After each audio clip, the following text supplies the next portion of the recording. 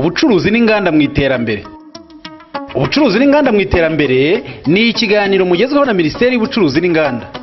Kibagezaho ibikorwa byose bifatiye kuri iyo minisiteri nk'urwego rushyiraho politiki, amategeko ndetse n'amabwiriza bigamije guteza imbere ubucuruzi n'inganda.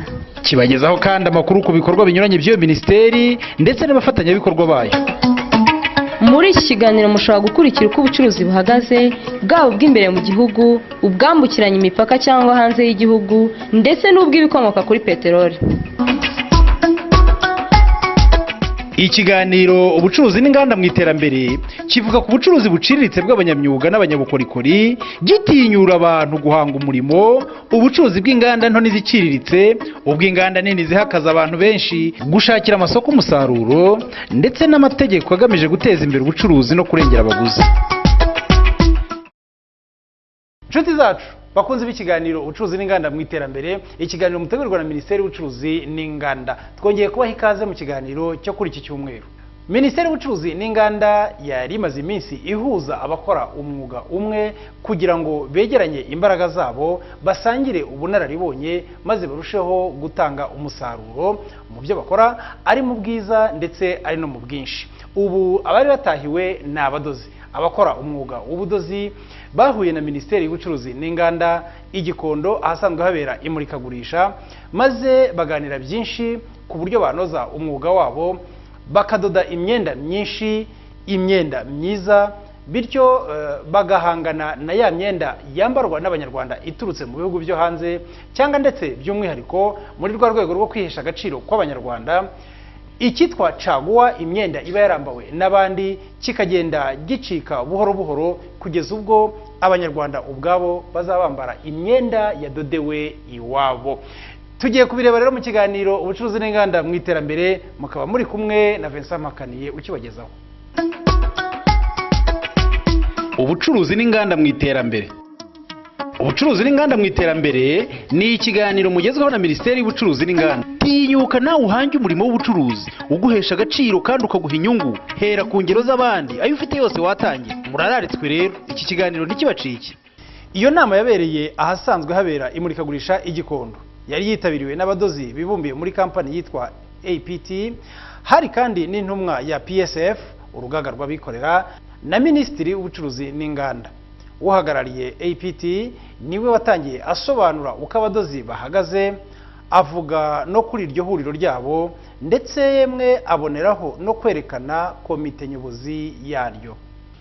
Mu by'ukuri tukimara kubona ari ngombwa ko iya pete igomba kubaho, twasanze dufite intego yo kubahuriza hamwe, tugakorera hamwe kugira ngo ingamba ndetse n'umusaruro ugaragarira ahantu hazwi kandi ku buryo bwiza, cyane cyane ko abadozi murabizi ko buri wese akora ukwe, udutoriye ni twinshi turi mu Rwanda, ariko yo dukoreye hamwe duhuza ibitekerezo, hanyuma mu bitekerezo twagize umusaruro ukaboneka kandi ku buryo bwiza, cyane cyane ko tubona umuntu yaje aturutse hanze ntashobora guhita abona igikorwa cy'abadozi aho giherereye mu Rwanda. Niyo mpamvu rero ibi byose tumaze kubigeraho, twahuje abadozi, hanyuma tubona ari ngombwa ko twashora imari dushyiraho kampani ariyo twise Garment Center, kugira ngo abadozi bashobore gushora imari, kugira ngo bashobore gutanga iyo migabane bashora imari muri icyo gikorwa, kugira ngo dushobore kurwanya caguwa ndetse no kugaragaza impano umudozi yifitemo. Hari n'uburyo rero noneho bwo gucunga imari. Ayo mahugurwa nayo twayateganije ko twayabona, n'andi mahugurwa tuzagenda tureba kandi tukabona ari ingenzi. Hari uburezi rero ku bintu bijyanye n'abadozi bakorera mu Rwanda, twasanze byaba byiza ari ugushyiraho ishuri cyangwa se icyo twakita mbese centre professionnel de coupe et de couture muri buri karere nibuze kagize u Rwanda, kugira ngo ako gasantre umukiriya uwo ari we wese ukeneye ikintu icyo ari cyo cyose gikomoka ku budodo cyangwa se ku budozi akibona muri ka karere arimo, bitewe n'ahantu buri karere kagennye icyo gikorwa kizajya gikorerwa, mu kwanga gukorera mu kajagari kw'abadozi bigaragara dukorera hirya no hino. Abadozi banabonye umwanya wo gusobanura byimbitse ibimaze gukorwa mu rwego rwo kugira ngo bashyireho kampani bahuriyeho. Muri rusange imashini zizakenerwa ku ikubitiro ku gihe cy'ibanze. Mu gukora imyenda y'abagabo tuzakenera nibura imashini 150. Mu gukora imyenda y'abagore tuzakenera naho nibura imashini 150. Izizadukorera imyenda y'abana tuzakenera imashini 150. Imashini zikora uniforme tuzakenera imashini nibura 200. Hari n'imashini zikora imyenda yo mu bwoko bw'imipira nka t-shirt cyangwa se amarakoste. Izo mashini tuzaba dukeneye ku ikubitiro imashini nibura 20. Nk'uko twabitekereje kandi tukabyigaho ku buryo bugaragara, na n'ubu tukaba tukibikorera inyigo. Icyifuzo cya mbere nuko iyi kampani Kigali Garment Center yazashyirwa mu bikorwa mu gihe cya vuba, kuko dufite umurava no gukorana ibakwe. Iyi kampani igamije guhuriza hamwe abatayeri bose bo mu Rwanda mu rwego rwo kwerekana ko dushoboye, kandi koko turashoboye. Dushoboye gukora no kwidodera imyenda itandukanye mu gihugu cyacu, ku buryo hatazakenerwa imyenda iturutse hanze y'igihugu. Nyakubahwa Minisitiri, banyakubahwa abayobozi b'inzego zitandukanye muri hano, twizeye ko nta kabuza nta mwenda uzongera kugurwa uturutse hanze y'igihugu cyacu. Turashoboye kandi twishyize hamwe twarushaho guteza igihugu cyacu imbere. Murakoze. Birumvikana urugaga rw'abikorera rwari ruhari rwitabiriye inama. Wari uruhagarariye nawe yahawe umwanya agira icyo asangiza abari aho ngaho. Iki gitekerezo cy'uruganda ni igitekerezo cyatangiye cyane cyane aho bitangiriye kuvugwa ko caguwa zigiye guhagarika kwinjira mu gihugu, ndetse ku buryo nko ku rugaga rw'abikorera dutekereza, twatangiye gutekereza gushakisha abashoramari, abantu bafite amafaranga baza gushora mu ruganda rw'imyenda. Ariko hari gushora mu ruganda rw'imyenda, ariko n'abari basanzwe nk'abatayeri ntago mugomba gusigara inyuma. Hari ibitekerezo byinshi rero bigomba kuganirwaho. Nyakubahwa Minisitiri, hari gutekereza uruganda runini rukomeye ndetse ruri ku rwego rwose rukomeye rw'imyenda. Hari no gutekereza uburyo aba bantu basanzwe mu mwuga w'ubutayeri baba organize, buri muntu nuko asanzwe adoda n'aho asanzwe adodera, agakora ku buryo buri professionnel akabasha gukora imyenda. Kandi ngira ngo association yabibafashamo, ni narwo rugendo rwatangiwe. Nahoze mbiganiraho na presidente wabyo, ndavuga nti hari uburyo bubiri, hari strategie ebyiri. Hari strategie imwe yo gukora kampani mwese muhuriyemo mugakorera hamwe, hari na strategie mushobora gukora mukabafasha kumenya aho bakura amatisi ku mafaranga makeya, mukabafasha kubona amahugurwa y'uburyo imyenda ikorwa, noneho buri wese aho ari akajya abona tisi, mukayicamwe ibice, abakora imyenda y'abana, abakora y'abagabo, mukorera uko mwari musanzwe mukora, ariko noneho mu buryo buri professionnel, ku buryo namwe mukora imyenda atari ukudodera uwaje ababwira ati mundodere kuri taye yanjye, ahubwo mudoda ibijyanye no gukora imyenda. Minisitiri w'Ubucuruzi n'Inganda Bwana Francois Kanimba yafashe umwanya aganira byimbitse n'abadozi. Umuntu yakwibaza atari ko kuki dukomeza gutumiza imyenda idoze hanze kandi mwicaye aha ngaha uko mungana muri uwo mwuga. Aha ngaha nicyo kibazo cya mbere ubwo genza kubabaza, nubwo zi uko muzagira ayandi manama muhuriramo mukabiganiraho mukanatugira inama. Ni kuki ibyo bintu bitumizwa hanze? Hari uwambwira impamvu mubicaye aha kandi mudoda, mufite za toriye, mufite amamashini, mwabuze iki kugira ngo mubikore kubitumiza hanze biveho? Muri rusange wenda nanasubiza ikibazo mwari mutubajije, usanga akenshi na kenshi twebwe kugira ngo tubone ibikoresho bihagije ni ikintu kigoye cyane. Nk'abantu bazana amatise batubwira yuko usanga ibiciro biri hejuru, wabaza kubera iki, wenda nk'igitambaro cyo kudodamo kositimu kiri hejuru, bakakubwira bati imisoro yazamutse. Mu by'ukuri ugasanga wenda nk'ikositimu hano mu Rwanda natwe tuzi kudoda amakositimu kandi meza ashobora guhangana, ariko wenda nko mu Bushinwa iyo bazanye umwenda udoze baza bakayigurisha ku mafaranga makeya, kuko bo ibikoresho baba babifite hafi aho ngaho, kandi no kuyohereza ugasanga umwenda udoze urimo urasora nanone nk'itise itadoze. Ugasanga rero ibikoresho byacu birahenze cyane kugira ngo dusohore umwenda ukenewe, abo hanze bawuzana bakagurisha ku giciro gike. Akenshi batubwira ko wenda imisoro y'ibikoresho bijyanye n'ubudozi ibiri hejuru, kandi nanone kugira ngo tubibone bikatugora. Nta mamashini ahagije hano mu Rwanda tuba dufite ushobora kwifashisha kugira ngo ukore. Nubwo ngubwo tuba twakoze usanga nka botoniyeri yanjye imba niyeranje nkayikoresha intoki, mu gihe bo bafite imashini ishobora gukora botoniyeri kandi nziza mu gihe gitoya. Kuba mwaragize umwanya wo kudutekerezaho ni ikintu cy'ingenzi. Nkatwe abadozi mu gihe turi ku kibazo cy'imbogamizi ni byinshi, tukabikomezeho na bagenzi banjye bagiye babivuga, ariko ikibazo dufite ahanini ni ibitambaro bituruka hanze bikaza bigera mu Rwanda tukabifata ku giciro kiri hejuru gihenze, ku buryo na wa mwenda uzasohoka nawo uri hejuru, bityo rero ugasanga rero abajya kubirangura hanze babifata ku giciro gikeya. Ikindi nta bikoresho ari ayo mu mashini.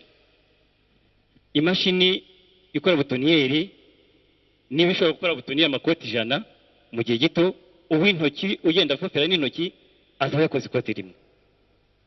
Imbogamizi ziri ku bikoresho ahanini, naho ubundi kudoda turabizi rwose, abateye baradoda rwose imyenda igasohoka imeze neza, ariko ikibazo ibikoresho dufite ntabyo.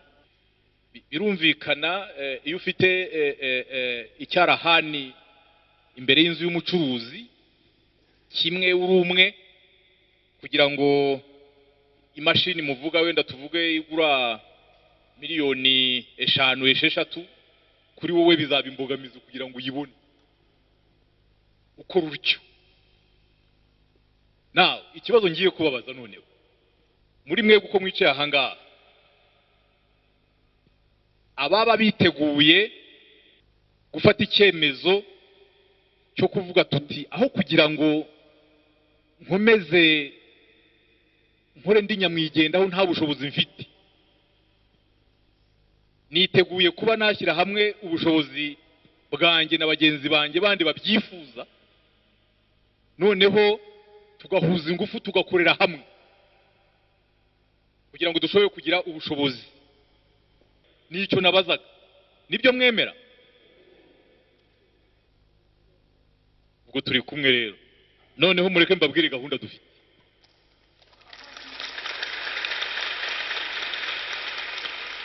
Mureke mbabwire gahunda dufite, kandi nabonye irimo ibisubizo by'ibibazo byose mwabajije, kandi ikindi rwose ibisubizo mu kubishyira mu bikorwa nemera ntashidikanya yuko bitaruhije ku bufatanye bwanyu na guverinoma kugira ngo ibintu bikorwe.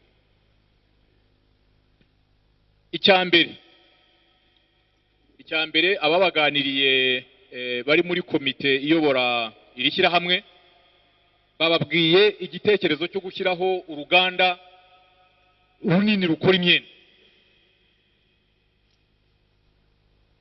Mu by'ukuri uwo mushinga ukuntu tuwutekereza ni nk'uko mwari mumaze kubinyemerera yuko mushobora, niyo mutaba mwese 100%, kuba mwakwemera gushyira ubushobozi hamwe mukigana na leta uburyo urwo ruganda rujyaho. Nanishimiye yuko uhagarariye PSF rwose yabivuze ati muri PSF tucyumva leta itangiye gufata ibyemezo byo kugenda twirukana sekeni, twatangiye ibiganiro mu rwego rw'ishyirahamwe ryacu kugira ngo dushake abashora imari mu mushinga wo gushyiraho uruganda runini rw'imyenda.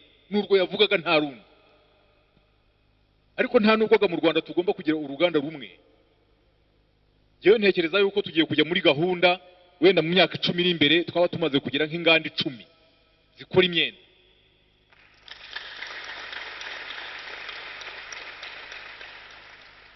Ariko iki gitekerezo cyo kugira ngo dutangire dufatanije namwe no kugira ngo tugire aho dutangire, ubundi uko ibintu bizagenda bitera imbere birumvikana. Mwumvise business zirimo ibintu bijya gushakisha muri miliyari 60 z'amafaranga y'u Rwanda ya chiffre d'affaires. Ntabwo ari igikinisho, ni ekonomi nini cyane. Icyo nicyo gikorwa cya mbere tugamije, twifuza yuko hagomba gukorwa ibishoboka byose kugira ngo rwose gishyirwe mu bikorwa ku buryo bwihuse. Icya mbere rwose, inkunga ya mbere muri Minisiteri y'Ubucuruzi n'Inganda twiyemeje nuko kubyerekeye ibibanza byaho izo nganda zajya hano i Kigali, uyu mugabo niwe ushinzwe hariya mubona inganda zubakwa, namusabye kudushakira y'ubutaka, araduha report uyu munsi. Amashyi.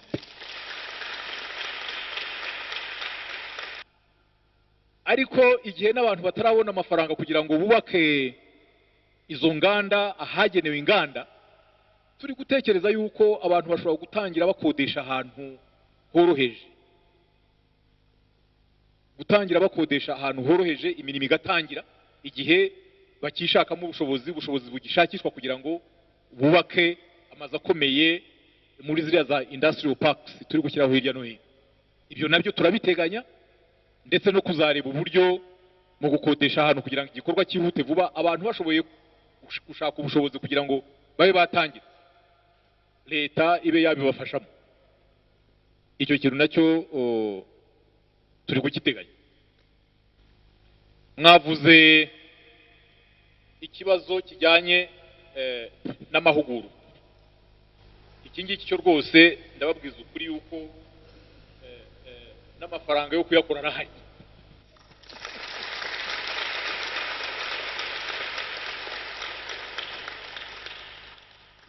Ahubwo burya igihe nabazaga ntese mukeneye guhugurwa mu biki, nicyo kibazo mfite.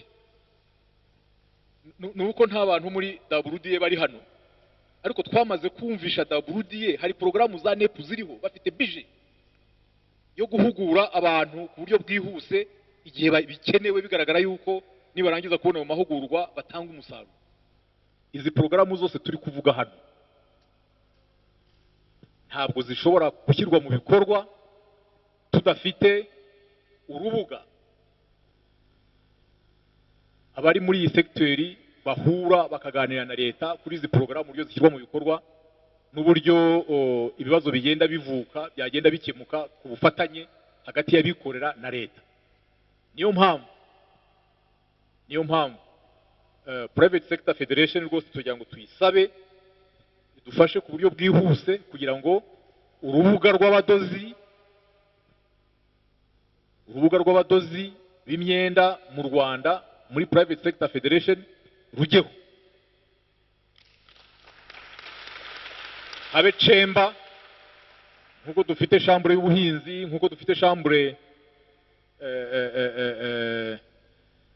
y'abantu bakora ibintu binyuranye. Ndumva uru rubuga rushobora kujyaho nubwo dusanzwe dufite urubuga rw'abanyenganda muri federation y'ubucuruzi, ariko by'umwihariko abantu bakora imyenda bafite ikintu cyihariye tugomba kuzashaka uburyo dukorana nabo igihe kirekire kugira ngo iyi porogaramu tuyishyire mu bikorwa. Inama irangiye, twongeye kuganira na Minisitiri w'Ubucuruzi n'Inganda. Yongeye kugaruka kuri iyo nama n'impamvu yayo. Tumaze amezi hafi 3 turi mu biganiro n'abanyarwanda bari mu nzego zinyuranye, cyane cyane bakorera mu rwego rw'imirimo rukora imyenda n'inkweto. Ikigamijwe ni ukugira ngo turebe ukuntu izo nzego z'ubukungu zakubakwa mu mpande zose zazo kugira ngo kuko zikomere zidufashe mu bintu byinshi. zidufashe mu bintu byinshi. Cya mbere birumvikana ni ukongera umusaruro w'igihugu ushobora guturuka muri izo nzego, ariko cyane cyane kongera imirimo kugira ngo abanyarwanda bakeneye imirimo, ngira ngo murabizi ikibazo cy'umurimo mu Rwanda ni ikibazo kiremereye, dushobore kugenda turushaho kongera imirimo. Twabonye uru rwego ari rumwe mu nzego z'ubukungu zizafasha u Rwanda kugenda tugabanya icyuho kigaragara mu bucuruzi bwacu n'amahanga.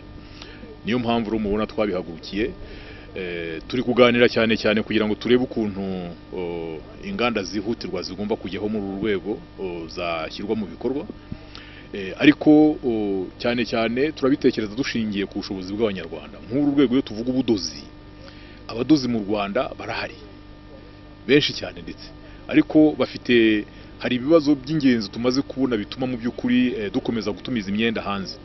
Icya mbere, abadozi dufite ni abantu bakora ku buryo bwa nyamwigendaho, ugasanga umuntu afite imashini imwe cyangwa se ebyiri, amashuri yakenera za uniforme kugira ngo bagurire abana babo uniforme, bajya kubaha komande ugasanga nta bushobozi bafite bwo kugira ngo bashobore kuba babitwara, bagafata inzira bakajya Kenya, bakajya Uganda gushaka iyo myenda, ubundi abanyarwanda bagombye kuba badoda. Urumva rero abo bantu gushakisha uburyo bahuza imbaraga kugira ngo bakorere hamwe, leta mu nshingano zayo tubongerera ubumenyi ndetse tunabafashe kugira ngo bashobore kuba babona ibyangombwa byose, ibyinshi byatumizwaga hanze mu rwego babikore mu Rwanda ni ibintu bishoboka. Niyo mpamvu inama nk'ingi babaye ngombwa kugira ngo tuyiganire nabo babyumve neza, kandi banatwemerere yuko gahunda nk'izo ngizo basobanukiye kandi bumva bafite uruhare kugira ngo zishobore kuba zashyirwa mu bikorwa. Minisitiri Kanimba yanongeye kugira icyo avuga ku byari bimaze iminsi bivugwa ko imyenda ya caguwa yahagaritswe. Byaje kugaragara yuko gutumiza imyenda yambawe hanze rwose ni ikibazo mbere na mbere gishingiye ku mpamvu z'uko bene iyo myenda nta gihugu na kimwe gishobora guteza imbere urwego rwo kudoda imyenda gikomeza gutumiza bene iyo myenda hanze, kuko ntibishoboka. Icya mbere icyo ngicyo kigomba kumvikana gutya, abanyarwanda bakumva inyungu zabyo muri uru rwego kugira ngo dushobore guhanga imirimo ishingiye muri uru rwego gukora imyenda abanyarwanda bakeneye, aho kugira ngo dukore imyenda yamawe ngo no kugura makeya. Icya kabiri, harimo n'ikibazo cyo kwihesha agaciro. Ibyo nabyo abanyarwanda bagomba kubyumva. Iriya myenda buriya kenshi nubwo tuyambara ntabwo tuzi abantu baba barayambaye imbere ni bantu ki. Ushobora gusangamo abantu b'abarwayi banyuranye, indwara zinyuranye, nubwo iza bivuga ngo yasukuba, ariko buriya hari mikorobe zidashira dushobora kuba tufite muri iyo myenda. Abanyarwanda bashobora banasobanurira ubwabo uko ubushobozi bw'abanyarwanda bugenda bwiyongera. Ndumva mu ngamba zo kugenda turushaho kwihesha agaciro, kugenda dutandukana n'ibyo ngibyo, byagombye kumvikana yuko ni kimwe mu buryo bwo kwihesha agaciro no guteza ubukungu bwacu imbere. Aho ngaho rero nizeye yuko abanyarwanda bazakomeza kugenda babyumva kandi bakabivuga uko biri, ntibakabivuga uko bitari. Uhagarariye ihuriro ry'abadozi nawe yaganiriye n'itangazamakuru. By'ukuri iyi nama ni yashyize ku mugaragaro uburyo asosiyasiyo y'ababigize umwuga b'imyenda mu Rwanda, uburyo igiye gukora ishora imari mu gikorwa cy'umwuga w'ubudozi basanzwe bakora. Mu by'ukuri ikibazo cyari kiremereye dufite ni uko umudozi uwo ari we wese yakoraga ukwe, agakorera ku rubaraza, agashinga kampani y'abantu babiri cyangwa batatu, amakoperative, mbese ukabona buri kantu kose bakora ukwabo, nta buryo bwo kwihuriza hamwe. Niyo mpamvu APT ariyo asosiyasiyo y'abadozi babigize umwuga mu Rwanda yagiyeho kugira ngo ibafashe kugira ngo bagire inzira, umuyoboro w'ibitekerezo by'abadozi bigaragaramo, noneho bashobore kwihuriza hamwe, bityo n'umusaruro ushobore kuboneka, bashobore no kwiteza imbere ndetse bashobore no guteza igihugu muri rusange. Kwa kundi batanga akazi, ibintu ni byinshi bishobora gutuma batera imbere. Twifuje kumenya imbaraga aba badozi bafite ku buryo koko bazashobora guhangana n'isoko, kuko ibyambarwa mu Rwanda ni byinshi, birasaba imbaraga zitari nkeya kugira ngo buri wese abone umwambaro kandi umunogeye.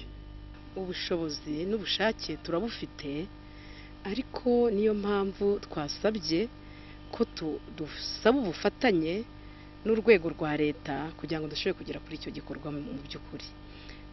Bigaragara ko umudozi twasanze kugira ngo dushore imari yatanga umugabane ungana n'ibihumbi 20 kugira ngo ashobore gushora ya mari muri wa mwuga asanzwe akora.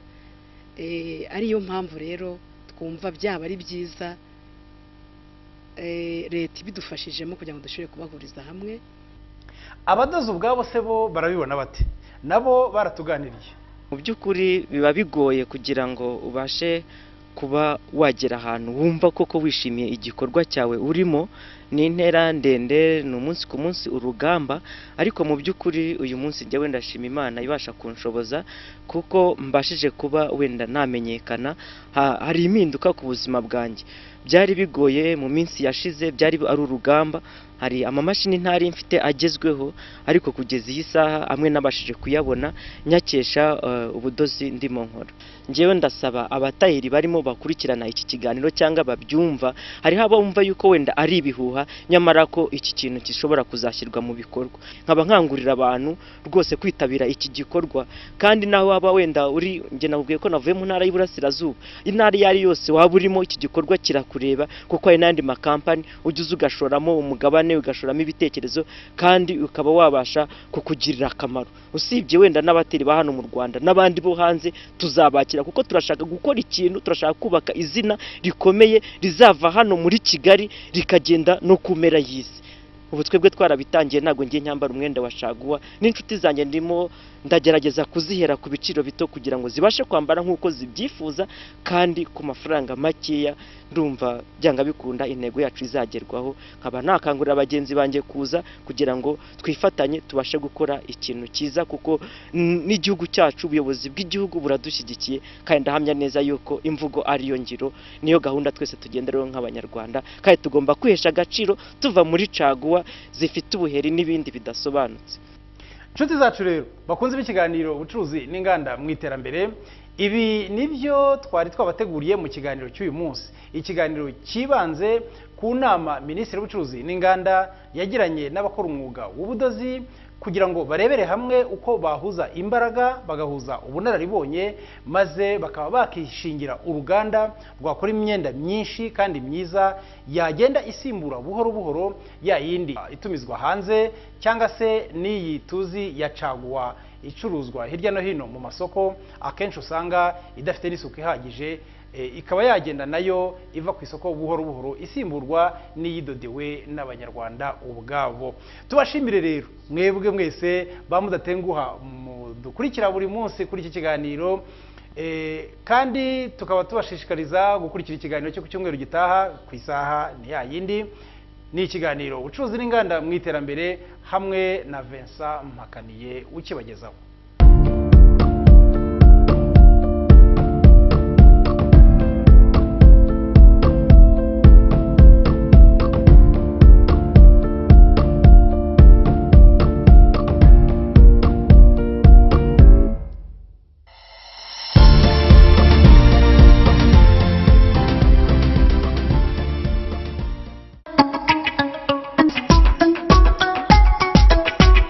Ubucuruzi n'inganda mu iterambere. Ubucuruzi n'inganda mu iterambere ni ikiganiro mugezweho na Minisiteri y'Ubucuruzi n'Inganda. Kibagezaho ibikorwa byose bifatiye kuri iyo minisiteri, nk'urwego rushyiraho politiki, amategeko ndetse n'amabwiriza bigamije guteza imbere ubucuruzi n'inganda. Kibagezaho kandi amakuru ku bikorwa binyuranye by'iyo minisiteri ndetse n'abafatanyabikorwa bayo. Muri iki kiganiro mushobora gukurikira uko ubucuruzi buhagaze, bwaba ubw'imbere mu gihugu, ubwambukiranya imipaka cyangwa hanze y'igihugu, ndetse n'ubw'ibikomoka kuri peteroli. Ikiganiro ubucuruzi n'inganda mu iterambere kivuga ku bucuruzi buciriritse bw'abanyamyuga n'abanyabukorikori, gitinyura abantu guhanga umurimo, ubucuruzi bw'inganda nto n'iziciriritse, ubw'inganda nini zihakaza abantu benshi, gushakira amasoko umusaruro, ndetse n'amategeko agamije guteza imbere ubucuruzi no kurengera abaguzi.